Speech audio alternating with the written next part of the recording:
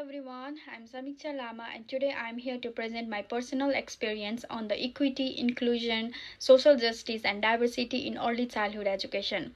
Before starting my story, I would like to acknowledge the Wurundjeri people as the traditional owner of the land where I am presenting today.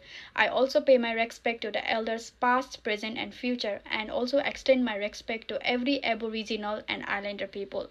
So before I frequently hear about the term inclusion and equity in every framework and policies, but I truly understood their meaning during my placement where I met a little girl named Eva.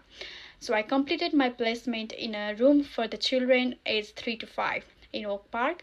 On my very first day, I noticed something different and unique about the environment. The shelves, they were all lower than the normal. The painting tables, they were all shorter. There were step tools at every sink and toilets. And even outside, the climbing gyms and the frames and the bikes, they were also very closer to the ground. Curious, I asked one of the educator why the room was arranged in this way. So she smiled and said, "We have a child named Eva. She is 4 years old and she has dwarfism. Her mother was quite nervous that she would not be able to make it into the class, and instead of transforming Eva, we all changed the environment."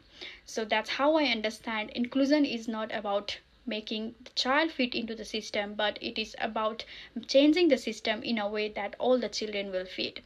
So talking about Eva, she was in this center since she was a baby. Here she learned to walk, crawl, and also she grew up in this space just like any other child. But her mom would come drop off every morning worrying, will she always feel different? Will she be able to reach anything without any assistance? And we understand that families frequently worry about their child that they will not be able to fit in, not due to the capacity of the child, but due to the surrounding circumstances. However, what the center did turned everything around. So instead of letting Eva to forcefully live in the taller body world, the educators and the center, they try to contain her into her space. That's why they make all the shelves, the art tables lower set so that she could access them without any assistance. They also install the handrail and step tools behind the sink and the toilet. And for the outdoor play, they also adjusted the climbing gyms to be more accessible to the ground and also provided the smaller bike which is the right fit for her. So this is also where the equity comes about. It is not providing all the children with the same thing, but providing all the children with the equal access to the same experience. And most importantly, Eva remained with the group. She took part in group painting, singing, sandpit play, and nothing was done individually. What surprised me the most was the attitude of other children. None of the children wondered as the reason why the things were lower. It was not called by anyone the table of Eva nor the bike of Eva. They all share the space, they play together.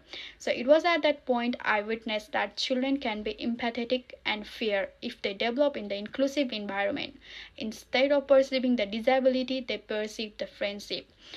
Here also social justice exists, as the children does not have to ask the permission to join the play because the space was already ready. So from this I learned that diversity is not viewed as a problem. It is an asset that teaches the children to be fair and empathetic. And also Eva did not need to become taller to fit into the environment. The classroom became nicer, smaller and more considerate. So for me this is the perfect example of equity, inclusion, social justice and diversity in early childhood education. Thank you.